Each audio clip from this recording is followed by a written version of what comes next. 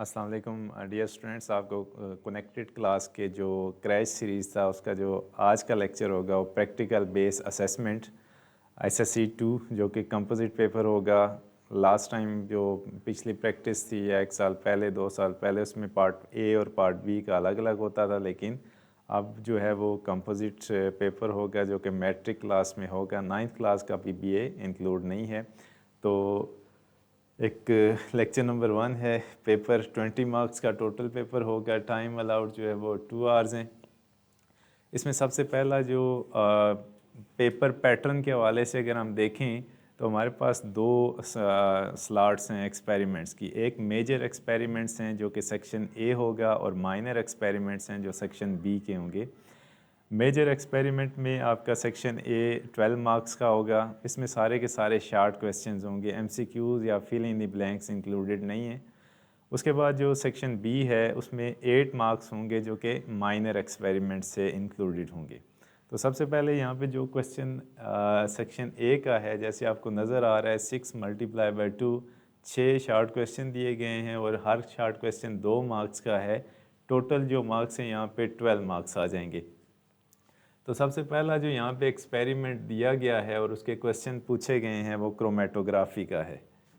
Chromatography का जो experiment है ये बेसिकली क्रोमेटोग्राफी दो लफ्ज़ों से chromatography, Chrome mean colour writing. इसमें जो हम एक्सपेरिमेंट में यूज़ करते हैं चीज़ें वो मिक्सचर ऑफ इंक यूज़ करेंगे। जैसे कि यहाँ बताया गया है कि अली एक स्टूडेंट है, अ grade 10 student is tasked with separating the component of a mixture of ink using paper chromatography in the school laboratory. He has been provided with the following material.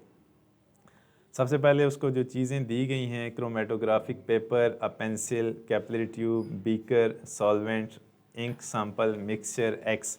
अब यहाँ पे जैसे एक चाइना डिश है, उसके अंदर अली क्या करता है, मिक्सचर ऑफ इंक ऐड कर देता है। Mixture of ink 3 mixture add करता है। जैसे कि एक्स है, इसमें इंक ए ऐड कर देता है, इंक बी ऐड कर देता है और इंक सी ऐड कर देता है, जो कि कहाँ पे आ जाएगा, यहाँ पे उसका मिक्सचर आ जाएगा। जैसे हम यहाँ पे कर रहे हैं मिक्सचर ऑफ इंक, हम चाइना डिश के अंदर रख रहे हैं। उसके बाद जो क्या होगा कि बीकर है, बीकर के अंदर अली क्या करता है, सॉल्वेंट मिक्सचर यूज़ करता है। सॉल्वेंट मिक्सचर कौन सा यूज़ करेगा, जैसे यहाँ पे वो यूज़ कर रहा है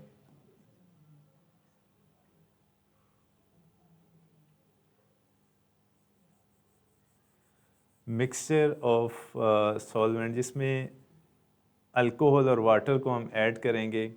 इसमें जैसे हम 1:3 यूज़ करते हैं, जैसे हम वाटर को 1 रखते हैं या अल्कोहल को 1 रखते हैं और अल्कोहल को या एथेनॉल को 3 रेशोज़ में 3 पॉइंट्स के अंदर यूज़ करते हैं। ये मिलीलीटर के अंदर होगा दोनों।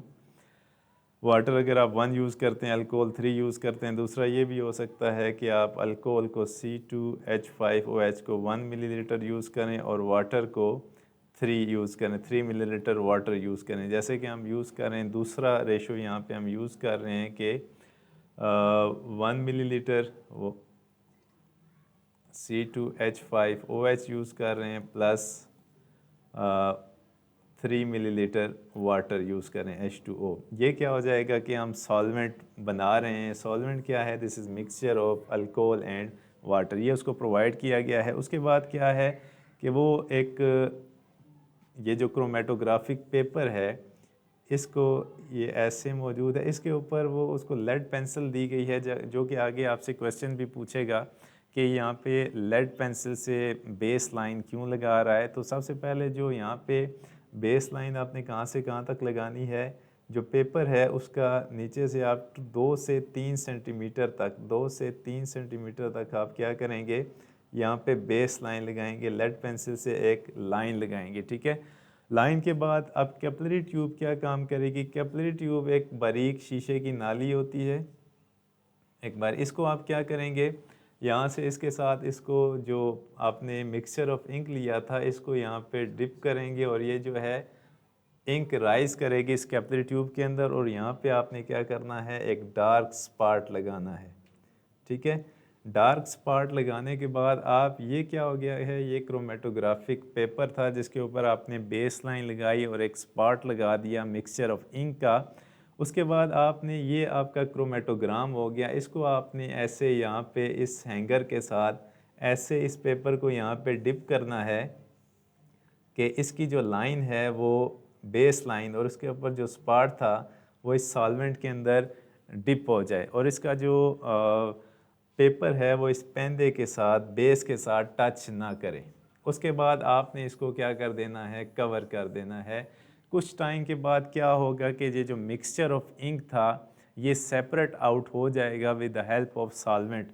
सॉल्वेंट क्या करेगा, यहाँ पे राइज करेगा, ये पूरा पेपर क्या हो जाएगा, यहाँ पे सॉल्वेंट इसके ऊपर राइज कर जाएगा और ये जो स्पॉट था ये डिफरेंट कलर्स जो आपने यूज़ किए हैं, जैसे इसमें रेड कलर था तो एक पॉइंट रेड आ जाएगा, दूसरा आप इसमें कोई और कलर जैसे येलो है वो आप यूज़ कर रहे हैं तो येलो कलर आ जाएगा, अगर आप ग्रीन यूज़ कर रहे हैं तो यहाँ पे ये सारे कलर क्या हो जाएंगे, सेपरेट आउट हो जाएंगे। जो यहाँ पे हमने कलर मिक्स किए थे वो सेपरेट आउट हो जाएंगे। तो ये जो एक्सपेरिमेंट था क्रोमेटोग्राफी, जिसमें मैंने सारी चीज़ें, ये अली को ये ऑपरेटर्स प्रोवाइड किए गए थे, उसने क्रोमेटोग्राफी का एक्सपेरिमेंट किया। ठीक है, उसके बाद इसमें हम एक आर एफ फैक्टर भी कैलकुलेट करते हैं। वो क्या होता है R F factor? R F factor क्या होता है, रिटार्डेशन फैक्टर। इसमें सबसे पहले जितना, जैसे ये क्रोमेटोग्राम आ गया, सॉल्वेंट फ्रंट जो कि लिक्विड था वो कहाँ तक राइज हुआ, यहाँ तक, फॉर एग्जांपल यहाँ तक। ठीक है, और ये डिस्टेंस कितना बनता है टोटल, लेट से कि 8 सेंटीमीटर बनता है। इसको हम क्या लिखेंगे, distance travel by solvent. Distance, इसका जो फार्मूला है, डिस्टेंस ट्रेवल्ड बाय सॉल्वेंट, और उसके बाद distance travel by mixture component, distance travel by जो मिक्सचर के कंपोनेंट होंगे, सॉल्यूट पार्टिकल्स होंगे, ए फॉर एग्जांपल, जैसे जो येलो है वो ए यहाँ तक जाता है, बी जो है वो यहाँ तक जाता है, सी यहाँ तक जाता है। तो इसका हम डिस्टेंस बेस लाइन से कैलकुलेट करके इसको आप डिवाइड करेंगे तो क्या होगा, रिटार्डेशन फैक्टर, रिटेंशन फैक्टर यहाँ से कैलकुलेट हो जाएगा। ठीक है, तो ये था क्वेश्चन नंबर 1 जो मैंने एक्सप्लेन किया। अब जो क्वेश्चन इसमें से पूछे गए हैं वो हम डिस्कस करते हैं ताकि आपने जो चीज़ यहाँ पे सीखी उसका आप आंसर दे सकें। ठीक है, अब हम नेक्स्ट जाते हैं। जो क्वेश्चन यहाँ पे नेक्स्ट पूछे गए हैं, ये आपके सामने जो मैंने डिस्कस किया था कि बेस लाइन ये सॉल्वेंट है। अभी जो चीज़ें मैंने आपको बताई थी कि ये यहाँ पे सॉल्वेंट यूज़ किया गया है, ये सारा सॉल्वेंट आ गया यहाँ तक, और इसके साथ ये यहाँ पे बेस लाइन है और बेस लाइन के ऊपर ये मिक्सचर ऑफ इंक का स्पॉट लगा गया है, this is ink mixture X. उसके बाद ये बीकर है, ये हैंगर है, हैंगर के साथ ये क्रोमेटोग्राफिक पेपर लगाया गया है। उसके बाद जूं विद इन टाइम ये सॉल्वेंट इसके ऊपर राइज करेगा, ये जो मिक्सचर ऑफ इंक था वो मिक्सचर अपने कंपोनेंट के अंदर डिस्ट्रीब्यूट हो जाएगा, और जहाँ तक ये सॉल्वेंट राइज करेगा उसको हम क्या लिखेंगे, सॉल्वेंट फ्रंट। सॉल्वेंट फ्रंट से लेके बेस लाइन तक हम डिस्टेंस कैलकुलेट करेंगे। ये डिस्टेंस क्या होगा, डिस्टेंस ट्रेवल्ड बाय सॉल्वेंट। और उसके बाद जो ये पॉइंट्स आएंगे, जैसे इसको हम ए कर लेते हैं, दूसरे को बी लिख देते हैं, सी लिख लेते हैं, डी है, ई है, जितने मिक्सचर के कंपोनेंट्स आएंगे फिर बारी बारी इनको हम डिस्टेंस कैलकुलेट करके फिर आर एफ ए कैलकुलेट कर सकते हैं, आर एफ बी कैलकुलेट कर सकते हैं, आर एफ सी कैलकुलेट कर सकते हैं। ठीक है, नेक्स्ट है, अब यहाँ पे कुछ क्वेश्चन पूछे गए हैं। अब आपसे मैं आंसर साथ साथ पूछूंगा। क्या आप लोग मौजूद हैं ऑन स्क्रीन पे, आप लोग लेक्चर ले रहे हैं? तो क्वेश्चन डिस्कस करते हैं। जो अभी हमने एक्सपेरिमेंट डिस्कस किया था, Ali begins by drawing a base line on the chromatographic paper, where should Ali draw the line and why should he use a pencil instead of a pen? इसका क्या आंसर बन सकता है कि अली को बेस लाइन कहाँ पे लगानी चाहिए और उसको इसके लिए पेन की बजाय लेड पेंसिल क्यों इस्तेमाल करनी चाहिए। अभी मैंने आपको डिस्कस किया था कि ये जो क्रोमेटोग्राफिक पेपर है लेट्स से कि यहाँ पे है, उसके लिए बेस लाइन उसने लगानी है। बेस लाइन कहाँ पे लगाएगा? बेस लाइन क्या होती है? वो लाइन जिसके ऊपर एक स्पॉट लगाया जाता है मिक्सचर ऑफ इंक का, ठीक है। तो ये कहाँ पे उसको लगानी चाहिए? शाबाश, अभी मैंने आपको बताया भी था।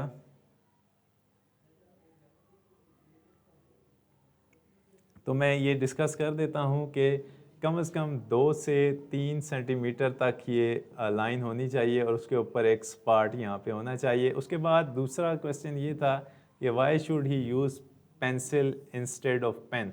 यहाँ पे बाल पेन क्यों नहीं इस्तेमाल करना चाहिए कि बाल पेन की जो स्याही है वो फैल सकती है और ये बेस लाइन डिसअपीयर हो सकती है। तो उसके लिए क्या करना चाहिए कि लेड पेंसिल होगी तो उससे उसकी इंक डिसअपीयर नहीं होगी। क्वेश्चन नंबर 2 है, Ali used a capillary tube to apply small spots of X mixture of ink. How can he ensure that the spots are properly placed for effective separation? इसके लिए क्या होगा कि वो इसके ऊपर एक स्पॉट लगा रहा है, ठीक है। यहाँ पे एक स्पॉट लगा रहा है। स्पॉट क्या होना चाहिए? डार्क हो, डार्क। एक ही दफ़ा कैपिलरी ट्यूब से वो लगाएगा ताकि डार्क स्पॉट एक ही दफ़ा उसने लगाना है। तो ये 1 नंबर का, इसमें आपने तफसील नहीं लिखनी। How can he ensure that the spot are properly placed for the effective separation. तो आपने क्या लिखना है? अली मस्ट, इसके आंसर की भी मौजूद है, Ali must placed dark spot, dark spot at base line, ठीक है। एक ही दफ़ा उसको एक डार्क स्पॉट लगाना चाहिए ताकि सेपरेशन ठीक हो, ठीक है। ये नहीं है कि आप बार बार स्पॉट लगा रहे हैं और 2-3 जगह पे इंक लग चुकी है। तो ऐसे केसेस में जब सेपरेशन होगी तो बहुत सारे कंपोनेंट आ सकते हैं, ठीक है। उसके बाद after applying the ink spot Ali place the chromatographic into the beaker with the solvent. What must Ali check to ensure the setup is correct before starting the experiment. Experiment को स्टार्ट करने से पहले जैसे कि अली प्लेस द क्रोमेटोग्राफी की paper into beaker with solvent, what must Ali check to ensure. एक तो ये होना चाहिए कि जो क्रोमेटोग्राफिक पेपर है वो बीकर के बेस के साथ टच ना करे और पेपर के अंदर खम नहीं आना चाहिए, वो स्ट्रेट होना चाहिए, ठीक है। और बीकर ऊपर से कवर्ड होना चाहिए। ये 2-3 चीज़ें इंश्योर करनी है।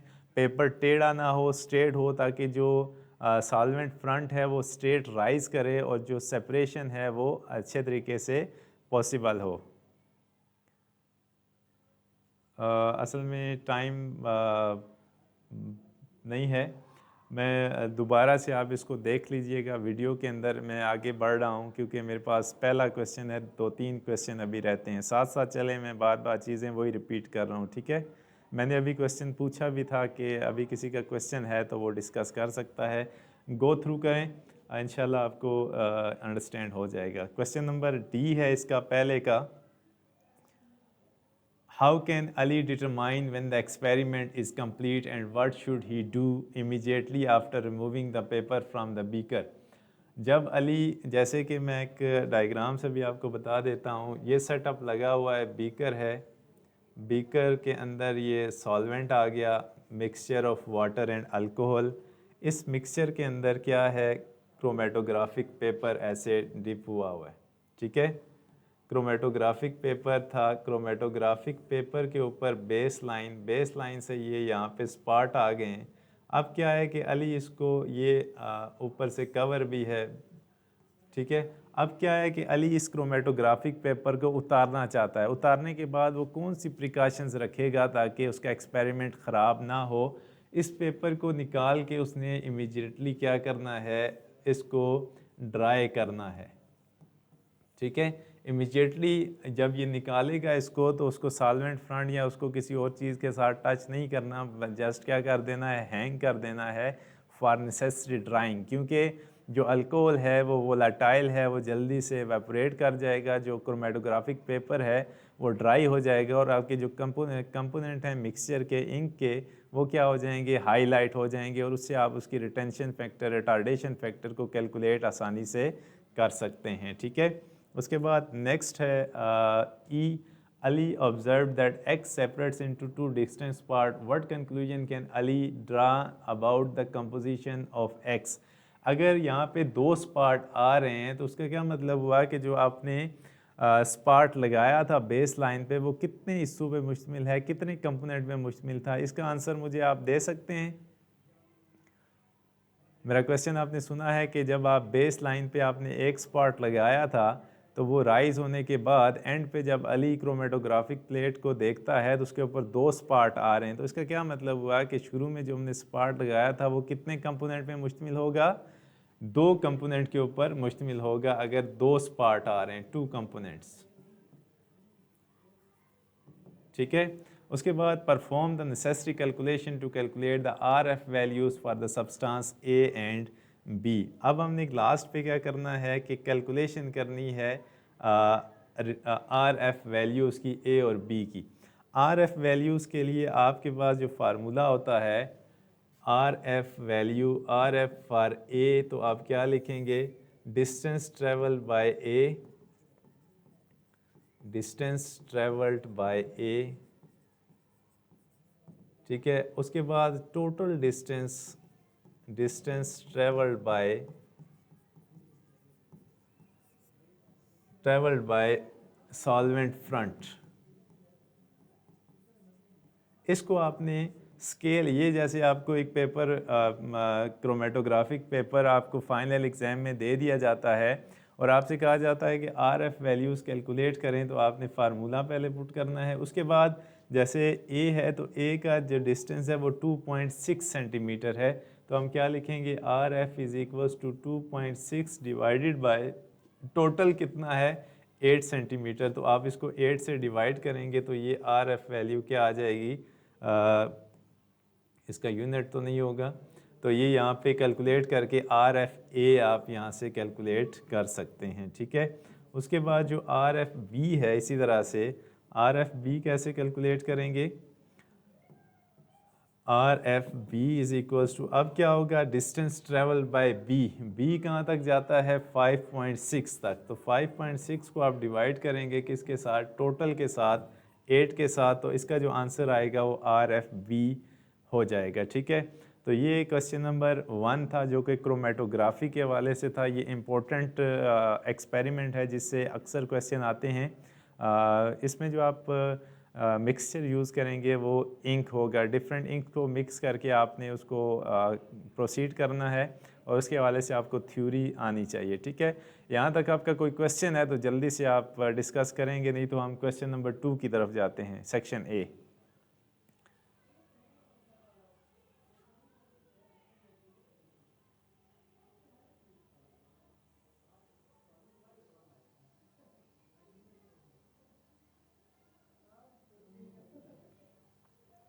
कोई क्वेश्चन नहीं है? अभी आप ने डिस्कस किया था कि ये लेक्चर जो है वो मेरा नहीं चल रहा, एक्सपेरिमेंट की समझ नहीं आई, तो अभी मैं आपसे क्वेश्चन पूछ रहा हूँ कि किसी बच्चे का कोई क्वेश्चन है तो आप पूछ सकते हैं, नहीं तो फिर हम नेक्स्ट जो है इसका क्वेश्चन नंबर 2। क्वेश्चन नंबर 2 में है कि in the school laboratory students are tasked with separating a mixture of water and alcohol using fractional distillation. The arrangement of the operators is shown in the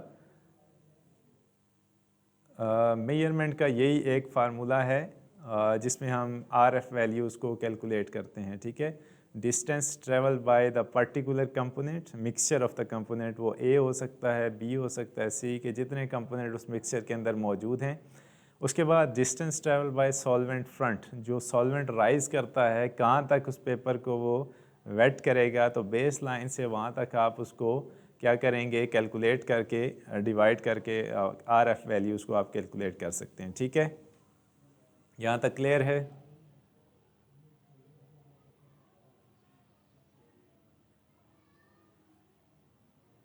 अच्छा, next है, अब एक fractional distillation के लिए एक अरेंजमेंट बताई गई है जिसमें पहला जो है थर्मोमीटर है, कंडेंसर है बी, इसके लिए हमने जो label the component A B C and D. अब यहाँ पे आपने लेबलिंग करनी है।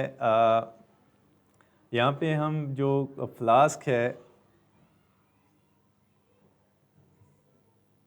इसको आप लेबल करें ज़रा। सबसे पहले ए है ये फ्रैक्शनेटिंग टावर,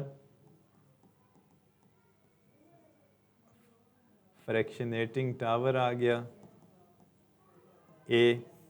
उसके बाद जो बी है दिस इज़ कंडेंसर, ठीक है। और डी क्या हो जाएगी, रिसीविंग फ्लास्क।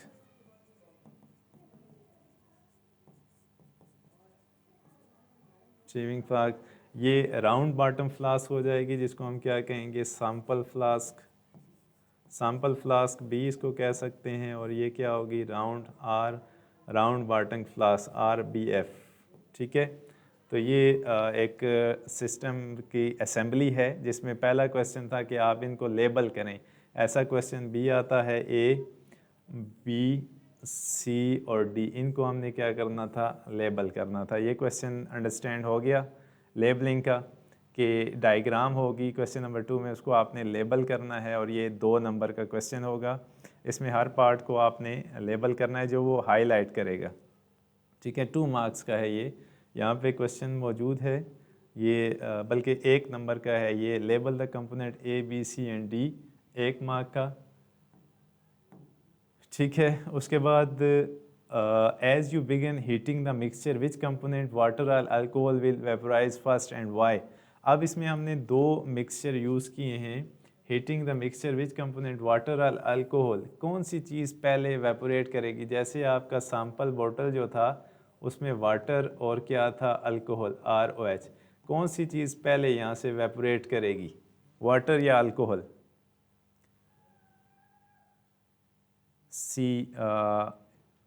सी को डिस्टिलेशन फ्लास्क बी कह सकते हैं। एक सेकेंड, सी कौन सा है जी, बिल्कुल डिस्टिलेशन फ्लास्क बी कह सकते हैं। आपकी सैंपल फ्लास्क बी हो सकती है। RBF जर्नल हम इसको RBF कहते हैं, राउंड बॉटम फ्लास्क, तो इसको हम डिस्टिलेशन फ्लास्क बी कह सकते हैं, सैंपल फ्लास्क बी कह सकते हैं। अगर आप डिस्टिलेशन कहते हैं तो अच्छा रहेगा, ठीक है। नेक्स्ट है क्वेश्चन नंबर सी इसका, बल्कि बी जो हम डिस्कस कर रहे थे। What is the purpose of the component label A in this setup and how does it improve the separation of the process। अब ये है कि जो A है जिसको हम फ्रैक्शनेटिंग टावर कह रहे हैं, कि वो इसको कंपोनेंट लेबल हमने किया fractionating tower in this setup and how it improves the separation process. इसके ये सेपरेशन को इम्प्रूव कैसे कर सकता है, फ्रैक्शनेटिंग टावर का क्या काम है, जल्दी से मुझे ये थोड़ा सा बता दें।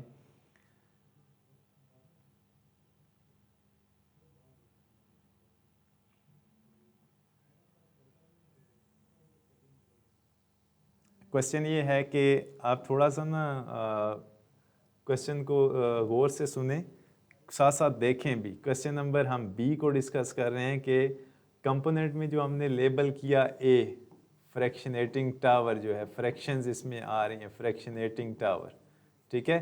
कि जब हम इसको हीट करते हैं तो डिफरेंट फ्रैक्शंस क्या करते हैं, उस डिफरेंट फ्रैक्शंस के अंदर जो चैम्बर है उसके अंदर जाती हैं। तो ये क्या करता है, and how does it improve the separation process, ये सेपरेशन प्रोसेस को कैसे इम्प्रूव करता है फ्रैक्शनेटिंग टावर।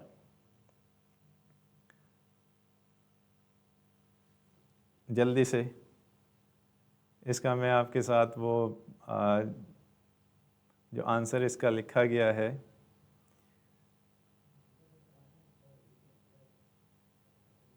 ठीक है। ये क्वेश्चन नंबर 1 हमने डिस्कस किया था। क्वेश्चन नंबर RF वैल्यूज़ जो अभी मैंने डिस्कस किए, ये सारी आंसर की आपको मिल जाएगी। ये है, it provide surface area for repeated condensation and vaporisation improving the separation of liquid with different boiling points. क्योंकि जो डिस्टिलेशन होती है on the basis of different boiling temperature होती है, जो टेम्परेचर राइज करता है on the basis of their boiling temperature, वो फ्रैक्शनेटिंग टावर के अंदर जाते जाते फिर कंडेंसर से पास होके लिक्विड में कन्वर्ट हो जाती है। ठीक है, तो ये इसका आंसर मौजूद है जो हमने क्वेश्चन डिस्कस किया था इसका अभी। ठीक है, थोड़ा सा मेरे साथ चलना है आपने, क्योंकि टाइम कम होता है। फिर एक सेक्शन बी भी हमने इसका डिस्कस करना है। ये लेबलिंग का आपको क्वेश्चन समझ आ गया है। क्वेश्चन बी मैंने सेपरेशन के हवाले से बताया। जो फ्रैक्शनेटिंग टावर था उसका क्या काम होता है कि वो सरफेस एरिया प्रोवाइड करेगा और सेपरेशन बेहतर से बेहतर होगी on the basis of their boiling temperature. ठीक है, ठीक हो गया, सही है, क्लियर है। क्वेश्चन सी पे आ जाएं। As you begin heating mixture which component water and alcohol vaporize first. दो चीज़ें हमने मिक्स की हैं, इन दोनों में से पहला वाटर बॉयल करेगा या अल्कोहल बॉयल करेगा? 1 नंबर का ये क्वेश्चन है, जल्दी से हरी अप प्लीज़। वाटर का जो बॉइलिंग टेम्परेचर है वो 100 का है और अल्कोहल जो है अप्रोक्सीमेटली ये 70 डिग्री सेल्सियस तक होता है। तो इसका क्या मतलब हुआ कि जिसका बॉइलिंग टेम्परेचर कम होगा वो जल्दी राइज करेगा, बॉयल करेगा। तो इस केस में जो सबसे पहले जाएगा वो कौन सी चीज़ होगी? वो अल्कोहल होगी, बिकॉज के उसका जो बॉइलिंग टेम्परेचर है वो कम है। जिसका बॉइलिंग टेम्परेचर कम होता है वो जल्दी से बॉयल हो जाता है। In case of fractional distillation उसकी फ्रैक्शन पहले चली जाती है। ठीक है, उसके बाद डी है during the experiment the thermometer stabilize at 78 degree Celsius. What does this indicate and which liquid is being collected at this temperature. जैसे मैंने 70 का जिक्र किया तो 78 दो चीज़ें हमने मिक्स की हैं, वाटर और अल्कोहल। 70 डिग्री पे जो थर्मोमीटर है वो इंडिकेट करता है और 78 डिग्री सेल्सियस किस चीज़ का बॉइलिंग टेम्परेचर है, वाटर का या अल्कोहल का?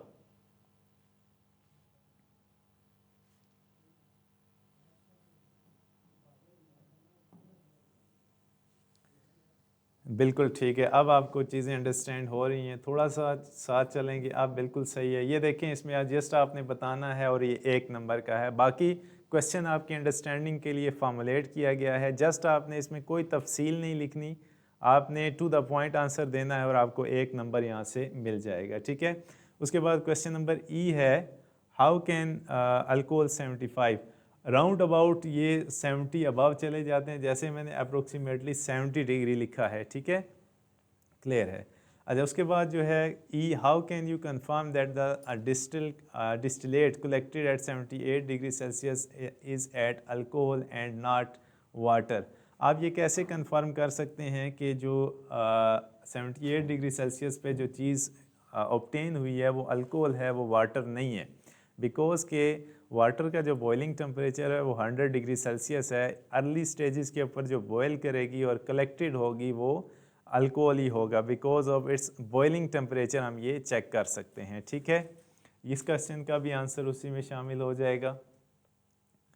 ठीक हो गया। उसके बाद क्वेश्चन नंबर एफ है, यहाँ तक क्लियर है आपको?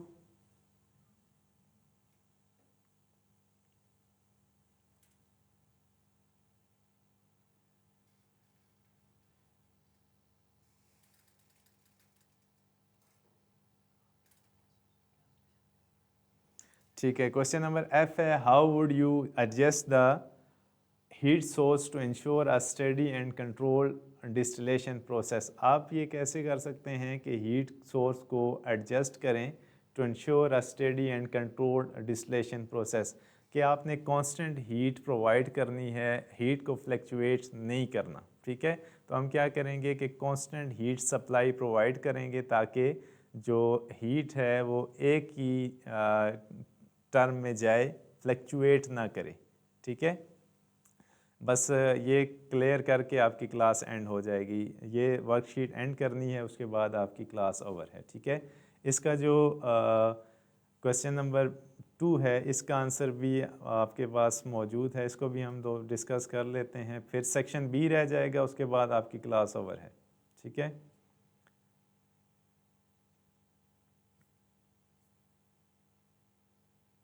तो ये सेक्शन बी से पहले जो अभी हमने डिस्कस किया, सबसे पहले जो लेबलिंग था, fractionating column, thermometer, condenser, receiving flask.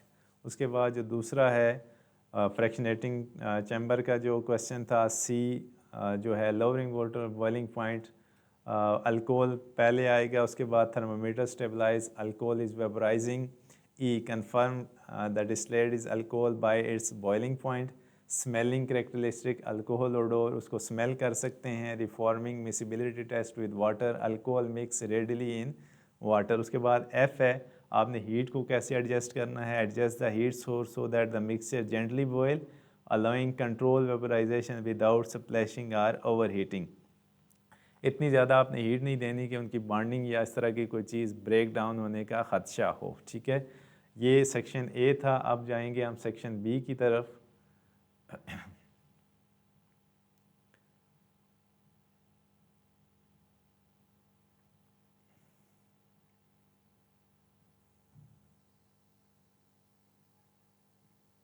अच्छा, सेक्शन बी में है सबसे पहले क्वेश्चन नंबर 3। क्वेश्चन नंबर 3 में है कि student Y is working in the school laboratory to identify metal ions using the flame test. अब सबसे पहले इस एक्सपेरिमेंट को देख लें कि फ्लेम टेस्ट हम करते कैसे हैं। तो सबसे पहले आपको कोई साल्ट दिया जाता है, सबसे पहले आपको साल्ट दिया जाता है, साल्ट, और उसके साथ क्या होना चाहिए, HCl, जो कि क्या होगा, कंसनट्रेटेड। उसके बाद ग्लास राड हम ज़्यादा यूज़ करते हैं लैब के अंदर। ग्लास राड के साथ जो एक्चुअल चीज़ हम यूज़ करते हैं वो प्लाटिनम वायर होती है, लेकिन स्कूलों में ये प्लाटिनम वायर हमें अवेलेबल नहीं होती, तो उसके साथ हम ग्लास राड यूज़ करते हैं। उसके साथ हम चाइना डिश इसके लिए होती है, चाइना डिश, और साथ में बंसन बर्नर, हीट के लिए बर्नर यूज़ करते हैं। सबसे पहले चाइना डिश के अंदर आप क्या करेंगे, साल्ट को मिक्स करेंगे, साल्ट प्लस HCl कंसनट्रेटेड, और इसकी आप पेस्ट बनाएंगे यहाँ पे। ठीक है, यहाँ पे साल्ट प्लस HCl की क्या आ जाएगी, पेस्ट। पेस्ट को फिर आप क्या करेंगे, ग्लास राड या फिर जो ओरिजिनली प्लाटिनम वायर है उसके साथ आप इसको उठाएंगे, इसकी नोक के ऊपर क्या होगा, यहाँ पे साल्ट मौजूद होगा। ठीक है, उसके बाद यहाँ बर्नर जो है, बर्नर की हीट पे आप इसको, ये जो आपने लगाया था साल्ट, यहाँ पे जो साल्ट आपने लिया था नोक के ऊपर, इसको हीट करेंगे तो यहाँ से ये क्या करेगा, कलर इम्पार्ट करेगा। ठीक है, इसके लिए आपको जो कलर सीरीज़ है साल्ट्स की वो ज़ुबानी याद होनी चाहिए। जैसे सोडियम है तो उसका गोल्डन कलर आता है, जो कैल्शियम है उसका कैसे आएगा, मैग्नीशियम है उसका कैसे आएगा। ठीक है, तो ये फ्लेम टेस्ट का मैंने आपको एक ओवरव्यू दिया है कि फ्लेम टेस्ट हम करते कैसे हैं, इसके लिए ऑपरेटर्स कौन कौन से चाहिए होंगे, ये आपके सामने मौजूद है। उसके बाद जो he is provided with solid sample of salt, clean platinum nichrome wire, concentrated hydrochloric acid for cleaning the wire, Bunsen burner, safety equipments. अब दूसरा क्या है कि आगे कह रहा है कि Y must perform the flame test for each sample and record the colour, identify the metal, identify the metal ions. अब वो क्या करता है बच्चा, ये फ्लेम टेस्ट नाइक्रोम वायर जो उसने पेस्ट बनाई हुई है उसके अंदर डिप करता है, वो पेस्ट उठाता है और वो उस बंसन बर्नर के ऊपर ले आता है। जैसे मैंने पेस्ट का भी आपको बताया कि कंसनट्रेटेड HCl को साल्ट के साथ मिक्स करके पेस्ट बनाएंगे, उस पेस्ट को प्लाटिनम वायर के साथ लगा के टिप के ऊपर आपने रखना है, वहाँ से उस मेटल आइन का कलर आएगा।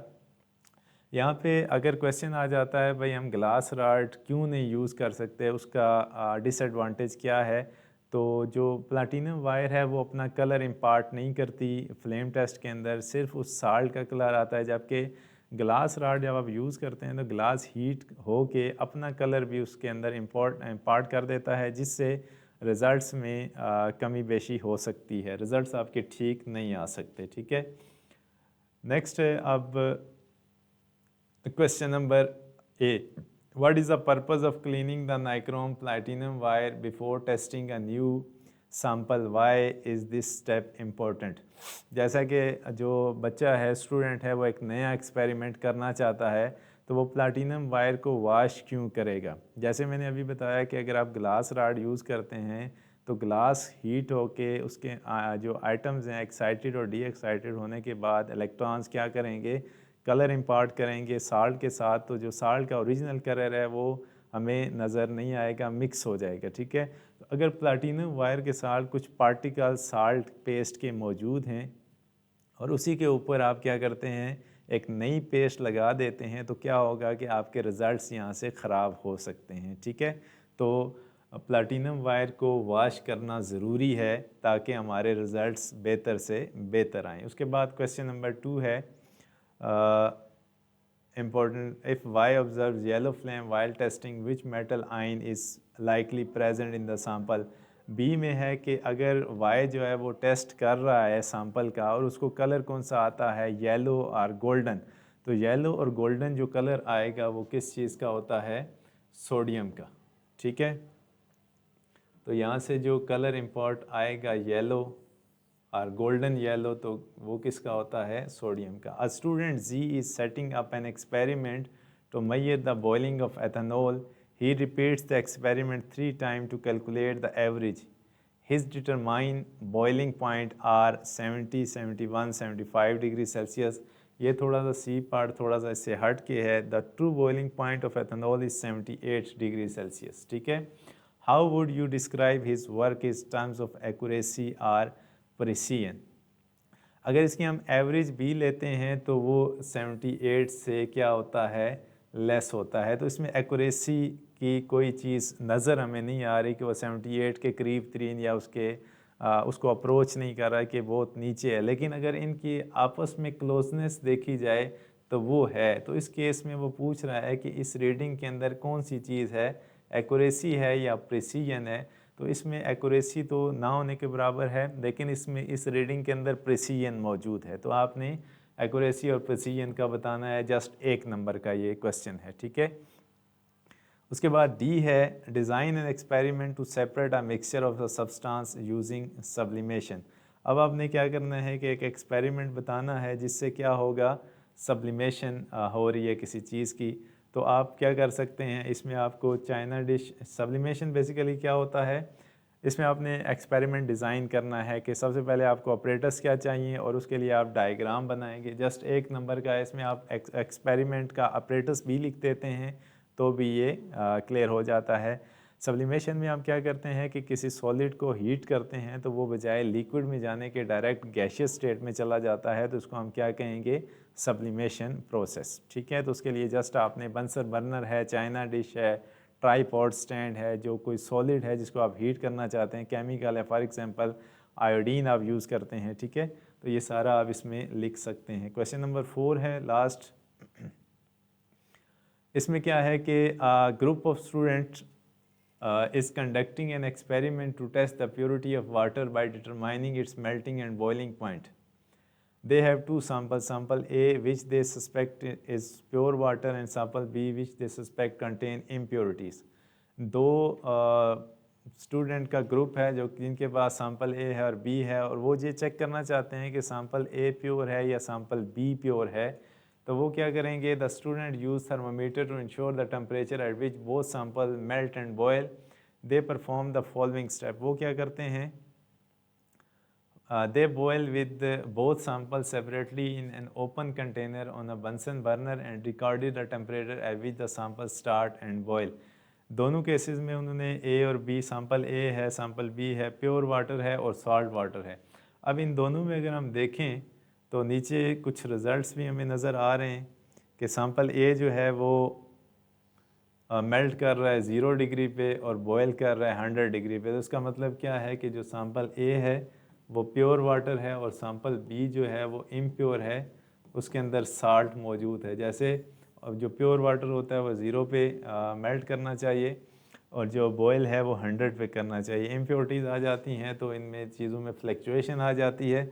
अब क्वेश्चन जो हैं, explain the significance of the results if pure water has a melting point of 0 degree Celsius and boiling point of 100 degree Celsius at standard atmospheric pressure.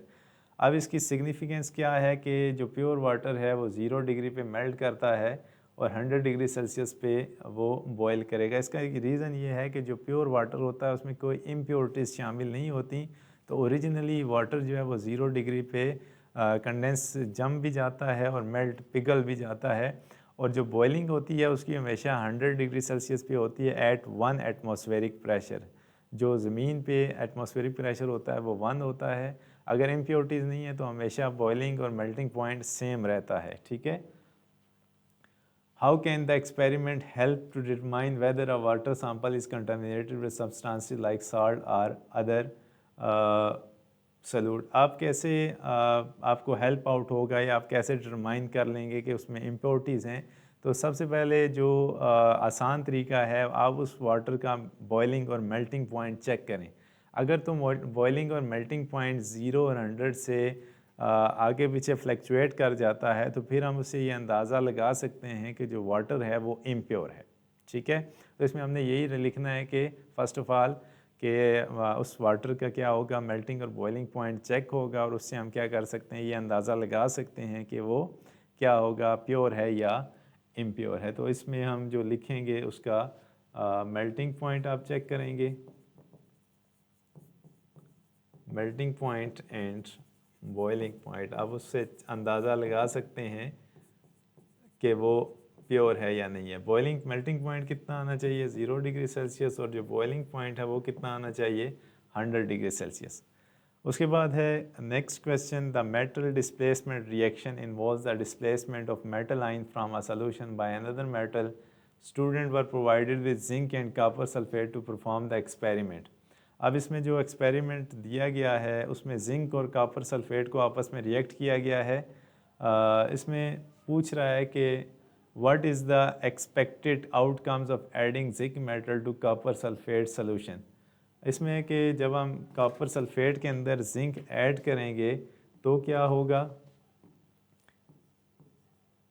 Copper sulphate है और इसके अंदर जिंक है, क्या ये डिस्प्लेसमेंट रिएक्शन पॉसिबल हो सकता है? तो यस, ये क्या हो जाएगा, जिंक सल्फेट और साथ में कॉपर यहाँ से अलग हो जाएगा। तो ये डिस्प्लेसमेंट, उसने पूछा है कि इसका आउटकम क्या हो सकता है, तो जिंक कैन डिस्प्लेस कॉपर, और वो खुद इसकी जगह ले के यहाँ से क्या जनरेट करेगा, जिंक सल्फेट बना देगा। उसके बाद the image below shows crystals of copper sulfate forming during the cooling of solution. Explain how the rate of cooling affects the size of crystal. अब कूलिंग कैसे अफेक्ट करती है साइज ऑफ क्रिस्टल को? अगर हम फास्ट कूलिंग कर रहे हैं, ठीक है, ये नीचे आपको डायग्राम भी नज़र आ रही है, क्रिस्टल बनने के बाद उसको कूल किया जाता है। अगर आप फास्ट कूलिंग करेंगे तो जो क्रिस्टल होंगी वो स्मॉल इन साइज़ होंगी,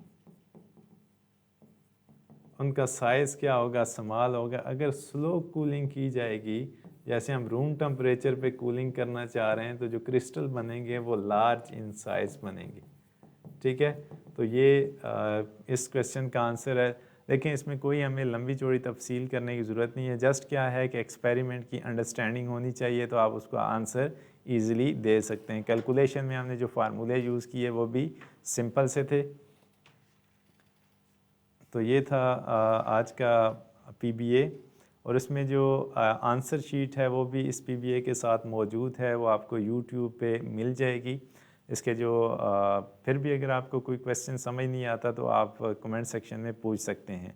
तो आज जो पीबीए था इसमें हमने जो मेन एक्सपेरिमेंट स्टडी किए, सबसे पहले क्रोमेटोग्राफी था, उसके बाद डिस्टिलेशन था, और उसके बाद फ्लेम टेस्ट था, और लास्ट पे हमने एक इम्प्योरिटी का भी, प्योरिटी और इम्प्योरिटी का भी एक्सपेरिमेंट स्टडी किया। तो 2 सेक्शन थे। सेक्शन ए में आपका मेजर पार्ट होगा जो कि 12 मार्क्स का होगा, और जो माइनर एक्सपेरिमेंट होंगे उसमें 8 मार्क्स होंगे। टोटल आपका ये पीबीए 20 मार्क्स का होगा और 2 आवर्स का होगा, ठीक है। आप किसी का कोई क्वेश्चन है तो आप मुझे डिस्कस कर सकते हैं, बता सकते हैं, नहीं तो फिर हम क्लास को क्लोज़ करेंगे।